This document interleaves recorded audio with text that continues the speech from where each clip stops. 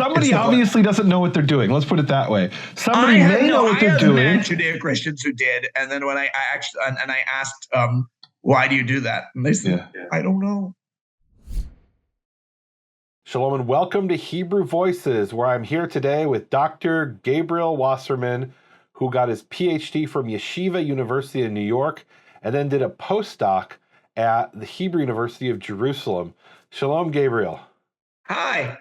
So here you are, what I would call a rabbinical Jew, and we've spent all this time talking about Karaite literature, but actually your main field of research is something called piyyut. What is piyyut, and why do you study it? Piyyut is Jewish liturgical poetry. So the word actually is ultimately from the Greek poietes, a maker, from which we get the English word poet. And that, through the intermediary of the verb lefayet, which actually we don't see until hundreds of years later, but it ultimately does appear, which would mean to make, to do this making poetry. We get the abstract verbal noun piyyut, making poetry, and it becomes the word for a liturgical poem. What is it? So I'm going to start from the point of view of Rabbanite piyyut, because that's primarily what I work on, and it's also where piyyut starts. Ultimately, you see piyyut in the Karaite world as well, starting much later. So we can get to that. So I'm going to have to start with, how does Rabbanite prayer work? Because the Torah implies that Torah says, it gives stories, prayers is what people do. It talks about people praying to God. There's no specific verse that says, you shall pray. The verses that say, when you are in exile and then you're going to seek the Lord your God, and which certainly imply a kind of prayer. But what that looks like, the Torah doesn't tell. We have the Book of Psalms, which again, it contains all sorts of expressions of thanksgiving and praise and petition.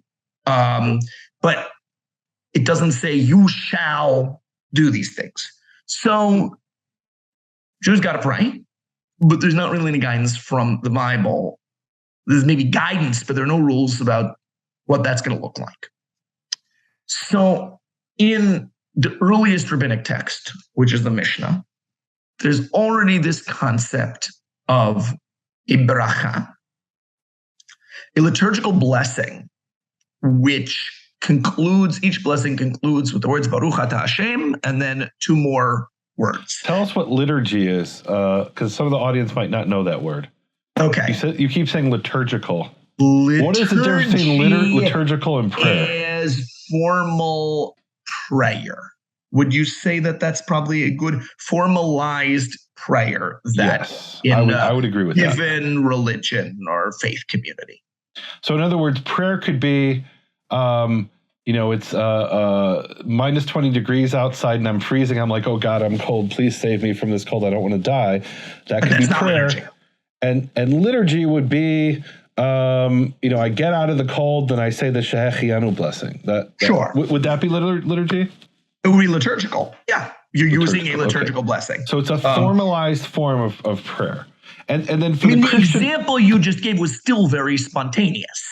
It's not that you said I went to the synagogue. So that's I hesitate. That's why I said I don't know if I call it liturgy. You're using a liturgical framework. Whereas opposed to if you go to the synagogue and they're all saying the blessing and it's something they do every day, then that's definitely liturgy. So I want to explain for the Christian audience or people who came from a Christian background, and you may not know this terminology. I learned this myself interacting with Christians.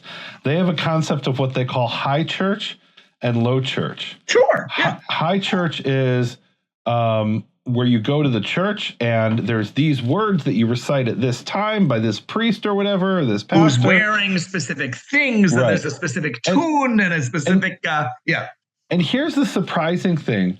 I would say every Jewish sect or movement is high church. Interesting. I think you're right. Even But Reform Judaism is high church. I think you're right, with perhaps some exceptions in the very recent. Okay, like renewal or something like that. Yeah, maybe. Okay. Yes, like renewal or like things online chabura things. Like, well, there's some of them, I think from a Christian point of view, it would still be high church, but I think some of them are not. Some of them are really low church. But again, they're outnumbered by far by high church. So, it's funny that you say this because within Judaism, you have certain groups will call others or call themselves high church because within that. Really? Oh, yes. I mean, and they use it somewhat ironically because it's not church because we don't have churches. But like, I was just looking at a message like yesterday where it was saying that like, this specific synagogue where they're very careful about the cantor who's leading the services.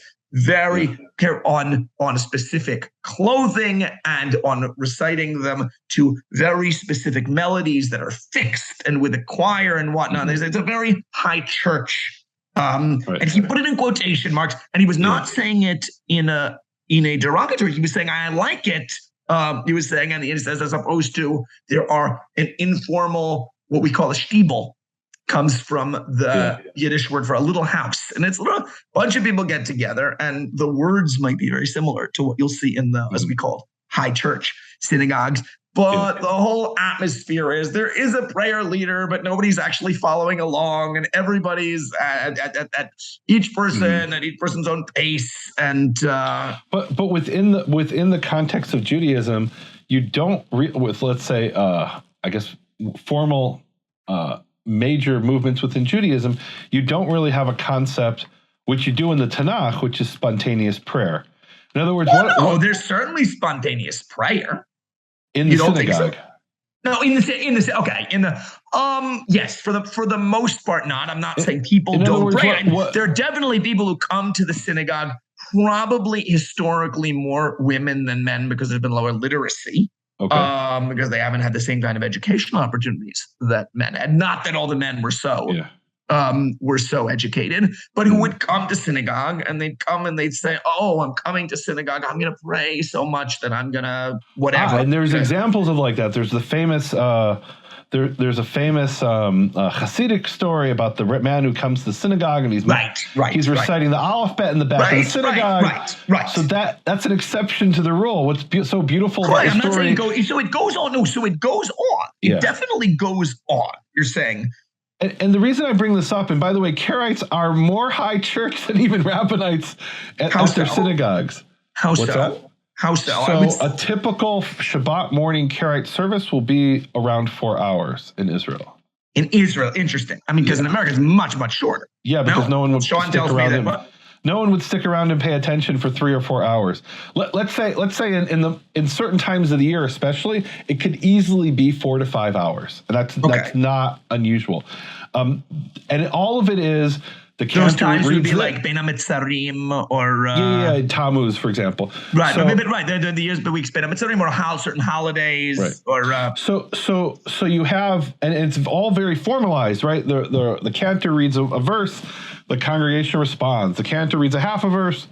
The congregation responds, right? So it's very formalized, and that's very much what Christians would call high church. And there's actually a section called Tefillah B'Lachash, right, which is where you insert for 30 seconds a prayer in your own words. So that's not high church. In a sense, it is, because even that is because formalized. You're told when put in your own words. In any synagogue, even if we say, okay, now you have this time to pray in your own words, we told you when to do it. We've just been here for 4 hours, now 30 seconds to a minute or 2 minutes in your own words. Hold on. Silently. Hold on. So tell me, what's a church like then? What's that? What's a church like then? I haven't been in that many churches. I don't really know. So I don't know either. So I'm maybe misusing the terms. Know what goes on in low church. Right? No, what I think goes on in low church is they say, we're going to play a song on the band is going to play a song and people are going to be waving around their hands and I could be completely wrong. That's Pentecostal. That's Pentecostal. So, for example, Pentecostal would be considered low church. Absolutely. Church. Okay. I believe and so. Pentecostals have Pentecostals have any liturgy or no? I don't know the answer to that. I have You no don't know? idea. Okay, I don't know. so we don't know what we're two Jews talking about how Jews. using the So terms. I have we no are idea. two Jews talking to a largely Christian audience about how we're not like you. Wait, we don't know what you're like. Oh, no, I wasn't trying to say we're not like you. My whole point was to say, what do we need all this piyyut for? And we need the piyyut because we're high church. Right. Okay. Now, maybe I'm wrong about that, but that's my You're saying understanding maybe of you're wrong piyyut. about low church. Maybe you're wrong about low church, but you're explaining why we got it. Got it. Okay. What do we need all of these piyyut team? Because we come to shul, we come to the synagogue on Yom Kippur, and we're there for 10 hours. What are we doing for 10 hours? We got to make ourselves. We're not dancing and saying things in our words. Right. In fact, the cantor is reciting liturgy the entire 8 to 10 hours. And that's literally 8 to 10 hours. I don't think I'm exaggerating, right? 12 hours in my synagogue. Okay, there you go. Yeah. I don't think I ever made it 12 hours, but yeah. All right. So now that we understand the need for piyyut, and maybe I'm wrong about the historical need. Is that the historical need for piyyut? Let's step back. Let's step back. Yeah. So already in Mishnah, which reports traditions in the names of rabbis, an anachronistic term, but whatever, sages. So I want to stop you on that. They didn't use the word rabbi even when you see, like it says, Rabbi Akiva Omer. Yeah. That's a title. That's not that. If it says, if I said, I know that you're now Dr. Gordon, but let's say this were 10 years ago, and I said, Mr. Gordon and Mr. I also wasn't a doctor 10 years ago, and Mr. Wasserman were speaking, and they were giving a lecture, and then somebody who knew nothing about the culture said, "Oh, I get it. The people who speak at lectures are called misters." And what happens at a lecture, we reported statements that misters said. Misters are what you call people who speak, and it's not. It's so. So what about in Pirkei Avot to say lecharav? Make for yourself a rabbi. Give yourself. That's not. Give yourself a master. A rabbi is a master. Is adon. But a master teacher, right? I mean, no. Okay. You wouldn't say he. You wouldn't say hu rav. You'd say, it's the... I hear you. Okay. Hu Rabbo. You could say, Rabbi Yochanan ben Zakkai, hu Rabbo shel Rabbi Eliezer. But... it's his rabbi, you could say. No, it's his master. It's his... The one over him. Yes. I don't know that that's any different, meaning... I think so. Because when you're talking about... Because you know why? If you're talking, because you do find stuff like this in Midrashim, let's say, I'm making up this example, but it would be something like, Maaseh b'goy echad. There's a story told about a certain Gentile who shahalach l'rabbo b'mdinat hayam, who went to his master who lived way out in the sea. So there's no question Rav also has rabbi. What? No, Rav also obviously is a secular sense. When it says Antigonus Socho said, be like someone who serves as Rav. So there it means master as in a slave holder. Exactly. So it has a secular sense as well. But I'm saying the example I gave would say where it's not a slave, not Maaseh be'eved echad, but just simply Maaseh b'goy echad who went to his master, meaning like teacher. It does occur. So in it would mean teacher context. there too. Yeah, and Rabbo Shelimado. Yes. Oh, here's actually a real example. When it's talking in Tractate Pesachim, and it's talking about reclining, meaning lying down in roughly a 45-degree, if not 90-degree position during the Passover ritual. Yes. Okay. And it says that the Talmud cites two statements. One says that a disciple, in the presence of his master, does not recline because it's not respectful. And the other says a student, Talmid bifnei Rabbo, a disciple in the presence of his master, does recline. And they say, how do they resolve the difference, the contradiction? They say in this one, where it says he does not recline, that's his master who taught him Torah.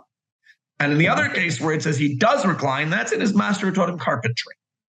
Rabbo. Interesting. So it means teacher in that respect. Yes, but it's not rabbi a religious title. It's Okay. simply, That sounds When like you another say- topic for a when you say, podcast. well, the carpenter teacher was clearly Yeah. carpenter teachers were called rabbis. It's like, it doesn't translate. It's, Okay. I gotcha. All right. one So of the- the say sages. Yeah. So it keeps. So there were something to teachers, decide them. the teachers of the period of the Mishnah. You were Yes. talking about that. And they already have this concept of barachot. So there's the Shema, where And what's the what are brachot? let's first say what the Shema is. Okay. So, because the Mishnah actually begins with the Shema. So the Shema, probably one of the most famous things in Judaism, declaration of faith, basically, declaration of God's oneness. Yeah. And some other things.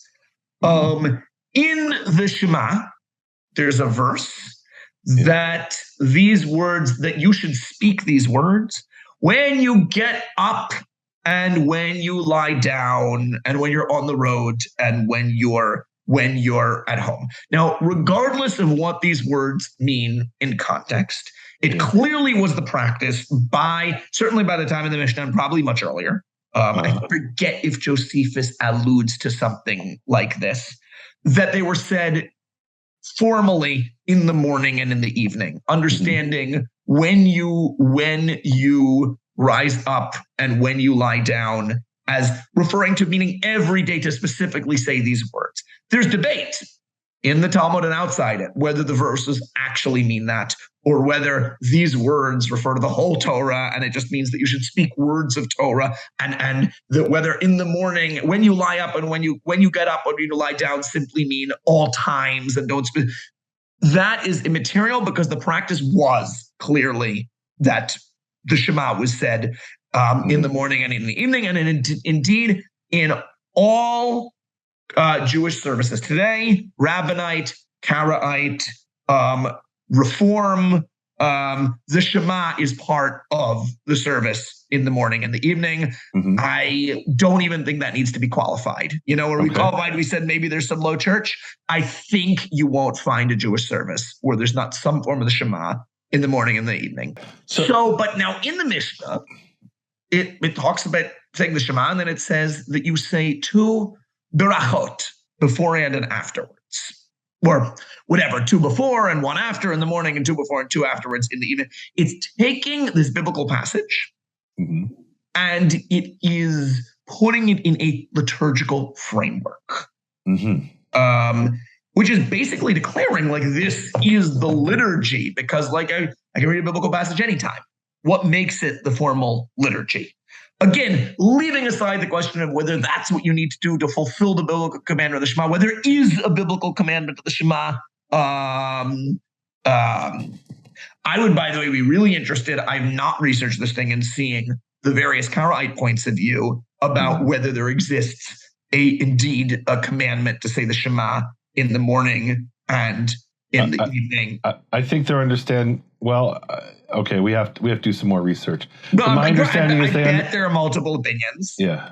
But I mean, I would guess that the majority opinion is that no, there isn't, but we do it anyway because we're Jews. You got to say the Shema in the morning. Pretty much, yeah. That's my understanding, but I could be wrong. Because if you don't say the Shema in the morning and the evening, you're a goy. And maybe even if you're a goy, you say Shema in the morning and the evening. Sorry.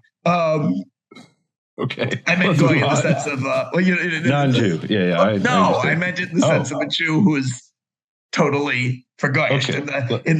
Let's move on. Yeah, you understand what I meant, no? Yeah, for goy sure. in the sense of like. Yeah. Let's move on. Yeah. So, and then there's this other. So that's one of the major components of Rabbanite liturgy, parts of which actually get imitated in Karaite liturgy much later than when our own Ben Yosef makes his Karaite Siddur. You have Yotzer Or Vorech Choshech. You have as part of the liturgy surrounding the Shema. And then the other major Rabbanite prayer is called the Shemona Esrei Brachot, the 18 blessings.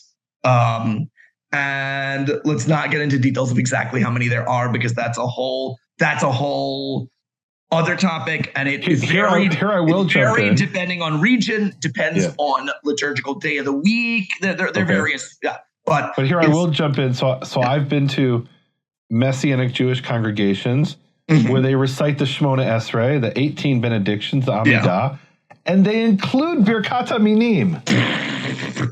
Your readers not going to know what that means. Your listeners. No, it's. Oh, you gave a lecture on this. I mean, I've talked about Birkat haMinim. Okay, you've given one already. It's the benediction that was added according to get rid of the Jewish Christians. To get them to leave the synagogue. So it's a curse of the Jewish Christians. So why are they doing it? Do they know what they're doing? They might not. I don't think they know what they're doing. Okay. Somebody obviously doesn't know what they're doing. Let's put it that way. Somebody may know what they're doing. I have met Judeo-Christians who did, and then when I asked, why do you do that? And they said, I don't know. Meaning people who knew that the purpose of the bracha, and they were like, these were people who had been raised as Orthodox Jews.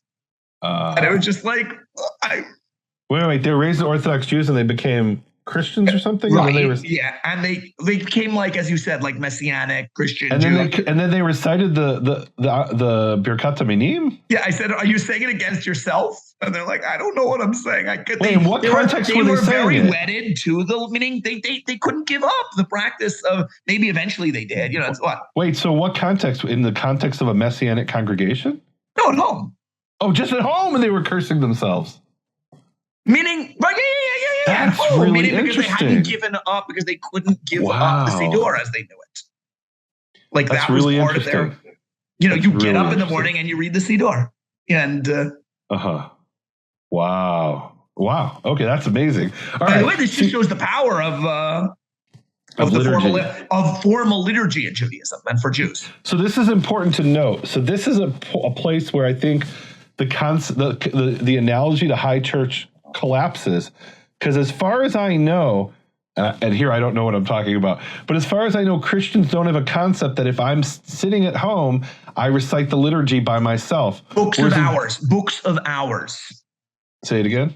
They do have it. Okay. Of hours. Yes. So that's monks in the Middle Ages who are doing it. Not necessarily. You find, again, I don't know about today. Today it's certainly monks. But in the past, in the 18th century, 17th, you find books for noble ladies and noble men. And they have these illustrated books of hours that they're saying. And at the given hour, they're saying and these are people, they're not monks. These are married people who are.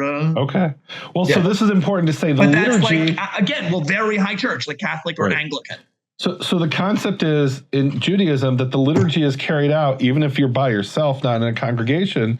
And I once had this from a Karaite rabbi, ironically, who said to me, "Did you pray this morning?" I said, "Absolutely." He said, "What did you pray?" I said, "Well, I just talked to God and kind of kvetched." He said, "That's not prayer. For it to be prayer, you have to recite the actual prayer of the Siddur," by which he meant the Siddur. And by which he meant that's not liturgy. By what he meant was that's not liturgy. What language was the conversation? In Hebrew. So he said, "Ein zot tefillah," right? Exactly. But what he means is you're using the word, you and he were using the word tefillah in very different meanings. I knew exactly what he meant. Because nobody would say that what you did was not tefillah in the sense of vatit palel Hannah, and Hannah prayed. So I'm going to disagree with you. I knew exactly what he meant, and he knew what I meant. Of course you knew, but you were using it in different ways, and you knew that, no? And he knew I was using it in a different way. What he meant is, here's what he meant. There's a duty to pray in Karaite understanding, his Karaite understanding for sure, once in the morning and once in the evening in place of the daily sacrifices. And what he asking me is, did you pray in place of this morning's daily sacrifice? And I said, yes, I did. And when he heard I hadn't prayed the prayers of Aharon ben Yosef's Siddur, to him that meant the prayer book of Aaron ben Joseph from the 13th century, I believe. To him that wasn't prayer. That did not count as... Absolutely 100%. He said that doesn't count as prayer in place of the daily sacrifice. You haven't fulfilled your duty as a Jew. Now, were you thinking of it as prayer in place of the daily sacrifice? 100% You were. Absolutely. It wasn't just... Because there's also prayer that's not. There's also, as you said, when you're cold and you say, "Oh God, get me out of that." You're not doing that in place of the daily sacrifice. And then we would all be in agreement. No, we would all be in agreement that the attempt was not to replace the daily sacrifice. That was in that case, yes, for sure. All right. So you know what? He might not use the word tefillah there. He might use the word bakasha. He might, or chanina, or tchina, or something like that. Tchina, or bakasha. All right. So in any event, so we have this Jewish prayer. going back to Mishnaic times, Tannaitic times. Yeah. Does it go back to temple times, do you believe? The Shemona Esrei Brachot, I don't think so. Okay. Your bottom of view is cut off. So, okay. There are those who think so. I don't, it doesn't make sense with my read of the sources. Okay. So you have this Jewish liturgy. But it's really right after the temple. You're dealing with within like 10, you're dealing within like 15 years. Like you're dealing. The 19th was added, they say, at Yavne, so around the year 90, right? But so what I think a lot of people think and they don't get, they say, oh, they were the 18. It must have been around for like hundreds of years. And then the 19th was like added at Yavne. No, it seems more like that was all part of maybe the 18 had been around for like 3 months. And then the 19th was added. Maybe the 18 had been around for 3 hours and the 19th was added in the context of writing the prayer. That is, so why is it called Shemona Esrei? Because there's some versions that combine two of the others, actually. And so maybe only much later to explain when they didn't understand that, they went back and they said, well, we have this tradition that the others were put together by Shimon HaPakoli, but that this one was by Shemuel HaKatan, or maybe I got it the other way. No, I think that's right. And so maybe Shemuel HaKatan added it later, but maybe it was all like... Maybe the story is Rabbi Gamliel says, okay, who can make a tefillah? Who can make a prayer, a liturgy? And Shimon HaBakoli gets up and says 18 brachot. And then he says, okay, no, who can, but you didn't include anything about cursing the heretics. Who can write one about cursing the heretics? And Shmuel HaKatan says, oh, I can do, I have no idea. It could be that it was 10 years apart. It could be it was 20 years apart. I don't think it was more. I don't think it was more than that because it seems it's all taking place at Yavne under the auspices of Rabbi Gamliel. Now. Okay. So how do we get from that to piyyut, to liturgical poetry? So it seems that at the beginning, there was no real fixed words. There were, as I said, each baracha is some kind of prayer that concludes with the words Baruch Atah Hashem, blessed are you, O Lord, and then a concluding sentence. That was more or less fixed very early. What about the rest of the prayer? Could the rest did rabbis declare how the rest of the prayer had to be said, or was it that a baracha could be make something in your own words and make sure to conclude with this Baruch Atah Hashem, I don't know, Chonin Hadat, who graciously gives knowledge, but the words beforehand could be a prayer about knowledge in my own words. So Professor Ezra Fleischer was a great scholar of piyyut and liturgy in the 20th century. He says, no, it seems that originally, and I'm quoting secondhand, I haven't exactly seen where he's written this. I've seen certainly about some things, but so don't take this 100% as necessarily accurate. He says, yes, at the time of Rabban Gamliel, in the last decade of the first century, Rabban Gamliel said, this is the text of the Shemona Esrei Brachot. This is how you have to say it.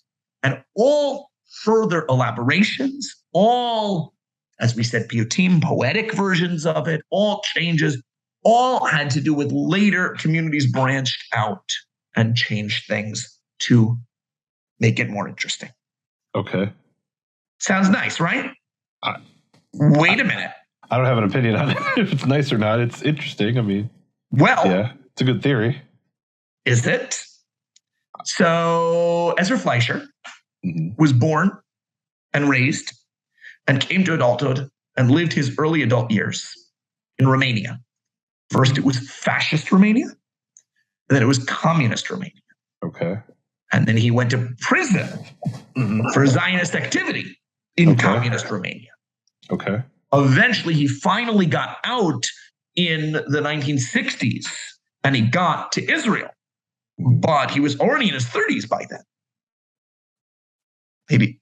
Oh, yeah, he was mid to late 30s then. He grew up in 20th century oppressive regimes. Okay. Where they had tools like newspapers, radio. They said, we're going to make a new official anthem and everybody has to sing it every day. or you're going to get reported to the police, they could do that because you're going to know the words, because you're going to learn the words from the newspaper and everybody can read them. You can't do that in the year 90 in the Galilee. Well, Yavnes and Yehuda in Judea. You can't do that. There's no newspapers. There's no radio. How are you going to write a complicated prayer and expect everybody to say exactly the same words? Okay. Did they expect everyone to say the same words? Wasn't it just the Shaliach Tzibur, the cantor who was reciting the words? Well, there's a double prayer. Everyone says them silently, and then the cantor repeats them. And yes, there's if you're unable to say them, then the cantor fulfills it for everybody. Yeah. But even if so, are you going to send cantors all around the Jewish communities of the world and teach them this? Maybe, but it's much easier if you're in communist Romania and you have the state power and you could. So you're saying his interpretation was an anachronism based on his time? Well, listen, if they were the ones in charge, if the rabbis were like the fascist or communist authorities, then they'd have much more ability to make royal proclamations. They weren't. The Romans were. They were the equivalent of the illegal, and I know they were given some protection, but they were more like when they're certainly in periods of persecution, which they had just had the temple destroyed. They were more like the anti-communist dissidents who are trying to spread something. And then, in a world with no internet, it's very hard to spread such things. So here's an interesting analogy. So in communist China today, you have the official government church, the official Protestant church, and official Catholic church. Well, there are five. There's Protestant, Catholic, Muslim, Taoist, and Buddhist. I think are the official religions that they recognize. Yeah. I'm not sure about the Taoist. That might be. I don't know enough about it. I know there are five. There are five. So, but you have an official Protestant church, and then you have what are called the house churches.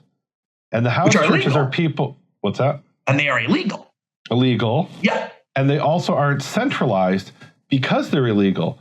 Right. And so if you're in some house church in, some little village, you have no idea what is being taught in the seminary, a Dallas Theological Seminary, and you have no idea what's being taught at, whatever the seminaries are in other places. All you know is what your pastor taught you, and his pastor taught him, and his pastor taught him. And that's today with the existence of internet, although China very often, they have a lot of limited, there is internet in China, but it's very limited. In a place like North Korea, where there is no internet, then even in communist China with these house churches, you have what Christians are saying are very strange aberrations from mainstream Christianity. Interesting. For example, you have a sect called the Shouters. I won't go into all of this. You have something called the Eastern Lightning. The only way that these What's Eastern Lightning? Google it. The only way these things could flourish, the mainstream Christians say, is because there's no communication between the individual house churches and the centralized body of teaching. Right? They don't have a pope, the Protestants, but they have a consensus of teachers on certain points. And the people in these house churches aren't aware always of even what the consensus is on these different points of doctrine and theology. Sometimes they are, right? But a lot of times they're not. So what they try to do in Hong Kong before the current regime is they would bring people over from the mainland China for seminars to say, oh, here's what you have to believe. Here's the things you have to do. Here's what we believe about, whatever, the Eucharist and all the different doctrines, right? And when they don't have that, you end up with generations of people who are, they're reading their New Testament and they're coming to their own conclusions, or they're seeing what's done in the folk religion around them. And so you're saying rabbinical Judaism was like that in the late first century. I don't know. I'm raising questions about Fleischer's narrative. Is that fair? I mean, it's fair, but so here's the question I have. What? Here's the question I have, and I don't know the answer. Yeah. who was in control of a synagogue in, Picayune in the Galilee in In the year first 100? century, I have no idea. Was it a rabbi or was it just What's a some rabbi? What's a rabbi? Okay. Was it I don't. someone who was? I'm serious. Like what? Was it someone who looked to the authority of the Sanhedrin in Yavne? That's the question. I have no idea. I have no idea. Okay. No idea. All right. Fair enough. And do you think in Babylon it was different? What? In Bavel, was it different in Babylon? We know nothing. First century Jewry in Babylon, we know nothing. Like we. All right. All right. So later on, they're saying Shemona Esrei Barachot. Okay. These 18 benedictions, but the formulation of them, certainly in different communities, is different. Certainly in Babylonia versus in Palestine is a different. The texts are different, even though the barachot are the same 18. Again, you have 19 in Babylonia, you have 18 in Palestine, but it's real. It's the liturgy, the structure is very, very similar. So how do we get from that to the piyyut? Let's get to the piyyut. Okay. So at some point, you start seeing where instead of any kind of text resembling fixed texts that we say otherwise, we see the texts of these barachot, you see just the chatima, just the seal, the conclusion, that the concluding doxology, Baruch Atah Hashem, whatever, blessed are you, O Lord, who grants knowledge, or whatever, that you'll have this little poem that is the whole lead up to that. And not just that, but let's say you have 18 barachot, you'll have a poem that runs through them. How can you have a poem that runs through them? It's broken up by the doxologies. Well, you can make it clearly one because let's say there's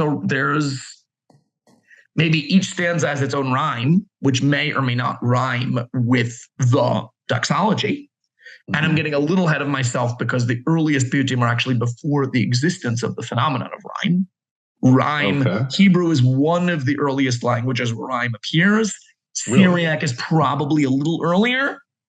Syriac being a Christian Aramaic dialect during these centuries, during the late Roman period. What's a stupid question? What is a poem where there's no rhyme? What makes it a poem? A poem is something with regularity. So if you have something like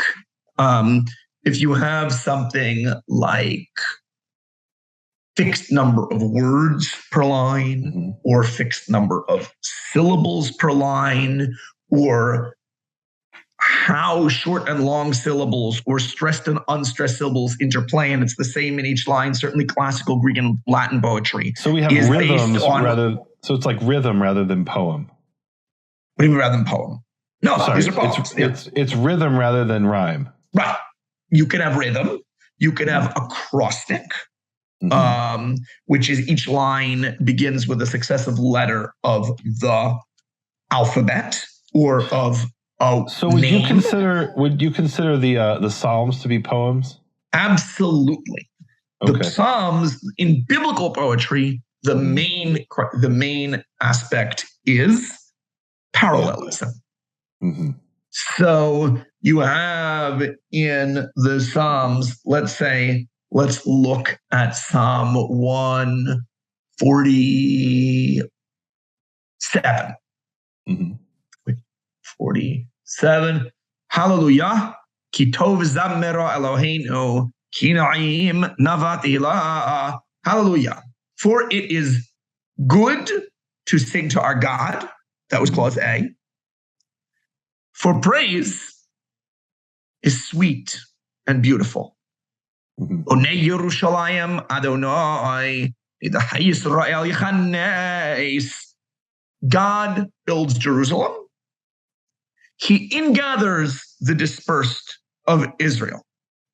Gadol Adonenu v'rav koach v'lithvonato ein mispar. Great is our God, and great in strength, and to his wisdom there is no reckoning.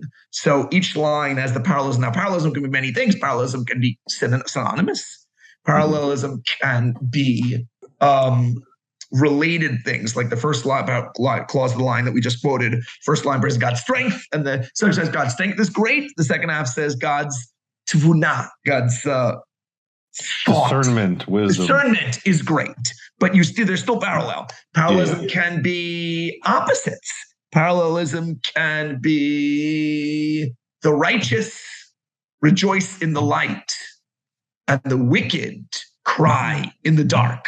And especially if it keeps going on, and then it says the righteous are successful with wealth, and the rich and the wicked decay in poverty. The righteous. And so, but all these, it's that regularity, that repetition of structure. All boils down to structure. The example I love is Hazinu hashamayim va'adabera. Here we have this week's parasha. Yes. So you have, well, it's going to be broadcast later, but but you have both. You have synonyms and you have antonyms. You have shamayim va'aretz, and you have hazino and tishma. Exactly, which are synonyms. Which are right. One is and va'adebera and imrei fi is also it's synonyms, but it's different parts of speech. Yeah. One is I speak, and the other is words. And then you also have 3 items in each, right? You have ABC and ABC. Right. Right? Hazinu hashamayim va'adabera v'tishma ha'aretz. Adabera, yeah. Adabera, yeah. Adabera, okay. Yeah. So you have 3 and 3, right? So you have a structure there. All right. So we've got poetry in the Bible, which doesn't have rhymes. Correct.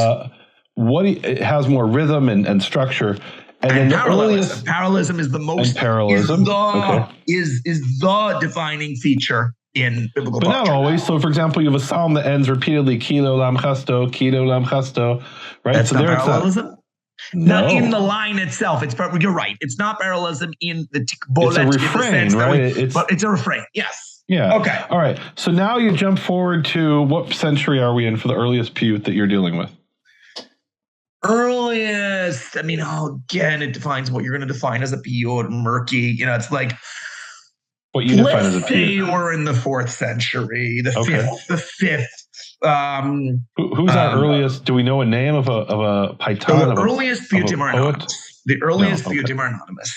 The last of the pre-classical paitanim, is a man named Yosei ben Yosei. Okay. Pre-classical paitanim do not have rhyme, and they do not. Paitanim means authors of piyyut. Pre-classical paitanim do not have rhyme, and they do not sign their names. If there's an acrostic, which there usually is, it's going to be alphabetical, which is also what we find in the Bible. We don't find any name acrostics in the Bible. We find alphabetical acrostics in the Bible. Right. Psalms and Proverbs. Is there one in one of the prophets? Don't think so. Maybe. There's Lamentations. Yeah, right. There's Lamentations. Which is all alphabetical. Even the last chapter, which is not alphabetical, has exactly 22 verses. You know that? Yeah. There's no way that's a coincidence. There's no way that's a coincidence. Yeah. Okay. Interesting. But so you got poets, and they're making. So I want to write my Shmona Esrei brachot. I'm going to start the first bracha. I'm going to keep the themes that are the traditional theme of the bracha, which you can see from the closing doxology, which is Baruch Atah Hashem Magen Avraham. Blessed are you, O Lord, shield of Abraham, based on Genesis 15. Anochi Magen Lach, I am a shield to you. So by doxology, you mean the benediction, the blessing at the end of those 3 words. The blessed are you, O Lord, and that's the doxology. Yes. Yeah. A doxology literally means an expression of praise. Yeah. Right. And what's it called? So do you mind if I eat this apple? I'm just getting really hungry. Go ahead and eat the apple. Yeah. We don't need to edit it out. We don't need to edit it out. Wait, are you going to make a bracha over the apple? Sure. Would you share it with people? Amen. Tell us what you just said. Don't swallow. I'm kidding. I'm going to swallow. You didn't really want chunks of apple coming through the Zoom. No, I know. I'm kidding.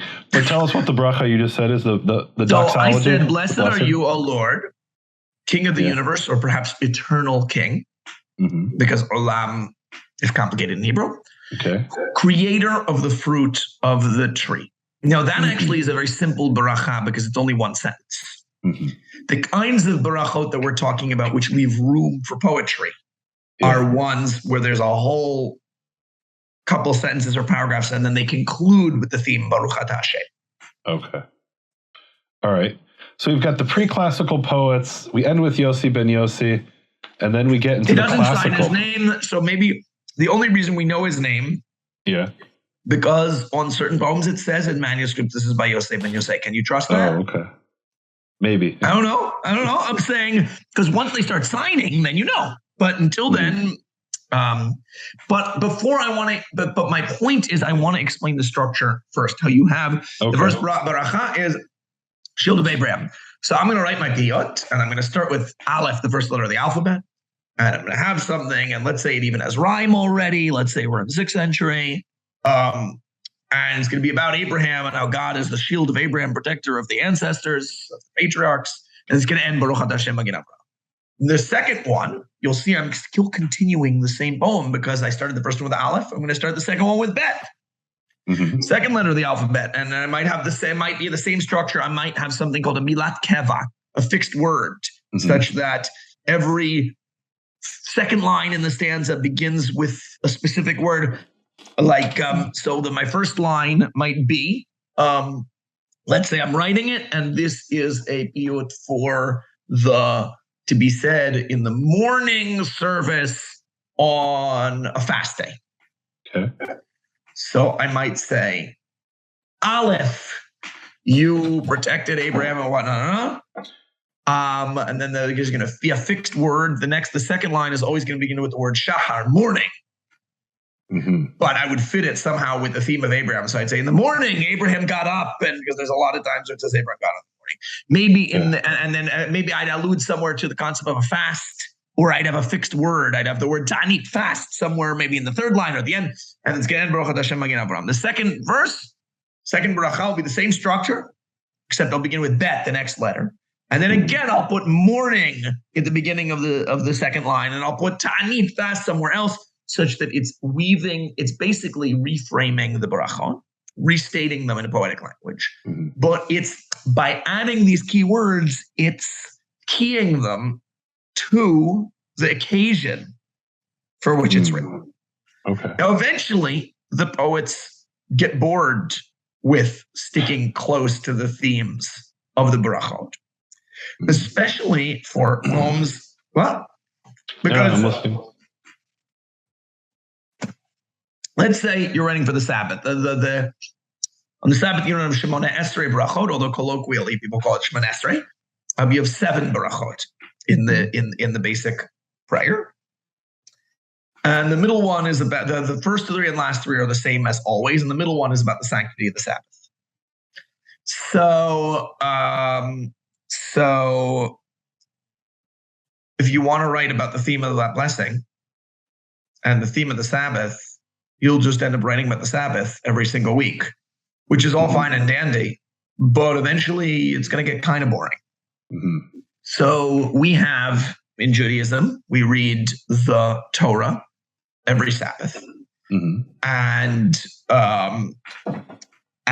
we divide it for simplicity's sake, because yes, in the past there were various ways of dividing it, but today,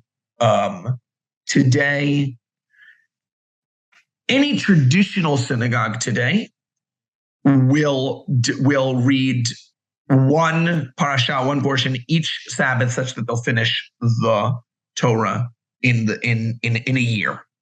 And so poets start writing. So you'd say, I'm beginning at the beginning. So the first bracha, as we says, Magen Avraham.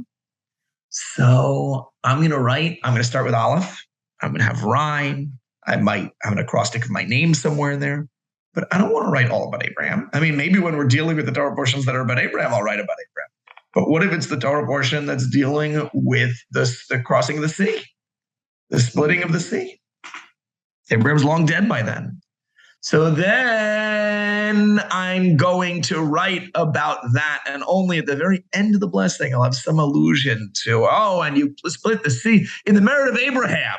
Blessed are you, O Lord, shield of Abraham. Mm-hmm. And then the next one is resurrecting of the dead is the theme of the second blessing. And then maybe I'll say, and then they passed through the sea and the Egyptians were dying and they were so evil, they're not going to get resurrected again. Blessed are you, resurrector of the dead. They're not going to get resurrected by the resurrector. Like I threw in, and sometimes it's quite thin, the reference to the blessing. Point is, what they do is effectively they take this fixed structure, which, as Nehemia said, you go to any Jewish synagogue today with the possible exception of some renewal groups, and you'll find this high church, these are the blessings you say. And it's totally, I don't want to say subverting.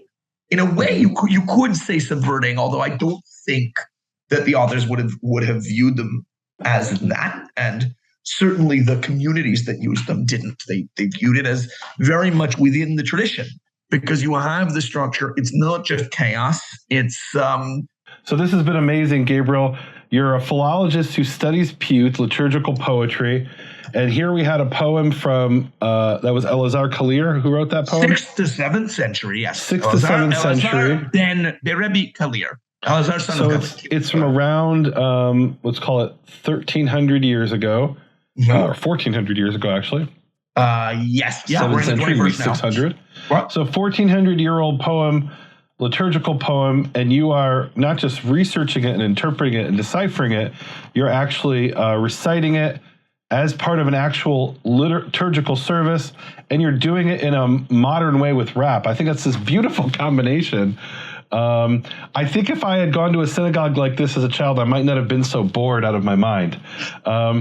We had, when I was growing up, maybe piyyut would have been your favorite part. It might have been, but instead, if it was done like this. Instead, they had a literally an opera singer who would come in, and I called it the yodeling, because he would, maybe it wasn't yodeling technically, but he would do like all these flourishes where it would take him 3 minutes to say one word. And I said to my mother, I'm so bored. And she said, well, if God likes opera, we're all going to have zchus. We're all going to be blessed.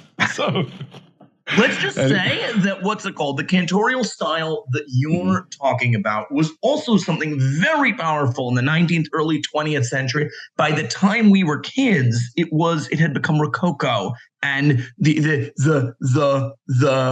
people, the practitioners were, there were some people who could do it well, most couldn't. Congregations didn't appreciate it anymore because, again, like rap, it all depends on the what is the word? It's a word with an R. I think it's a French word. The interplay between the performer, in this case, the cantor, and the congregation, and the understanding because. Again, I'm sure the one in your synagogue when you were growing up was probably not very good at it. He was actually a very skilled opera singer, and I mean, literally, he was an opera singer. It was literally that's what he did. But he didn't understand any of the words. That's the worst. I'm sure he didn't. That's the worst. The most. And we certainly didn't understand as he was yodeling. I go to Baltimore every 2 weeks, and I meet with an old cantor who's 93 years old. Yeah. And he's really into preserving really the lost tradition of Eastern Ashkenazic cantorial art. And he says, the most important thing is you understand the words, you interpret the words, and you have that feeling that you're at Shamayim, that fear of heaven, that when you're saying them, you mean the words, you understand them, and what you're doing is interpreting the words. And I think that's also what I was doing in the rapping. That's beautiful. And then when you interpret them, the people don't need to understand the meaning of every single word because you're communicating the. Yeah. I'm just thinking if that opera singer had been a rapper and didn't understand the words of this piyyut, and by the way, the number of people who do understand the words of this piyyut in the world today is probably under 15. And it would just be awful. I can just imagine like having no idea. It's not about the genre. It's about the knowing what you're doing. No? Right. Yeah. This has been wonderful. Thanks so much, Gabriel, for joining us. And this has been a wonderful conversation. Not the kind of conversation the audience would normally have access to. So I really want to thank you. Thanks.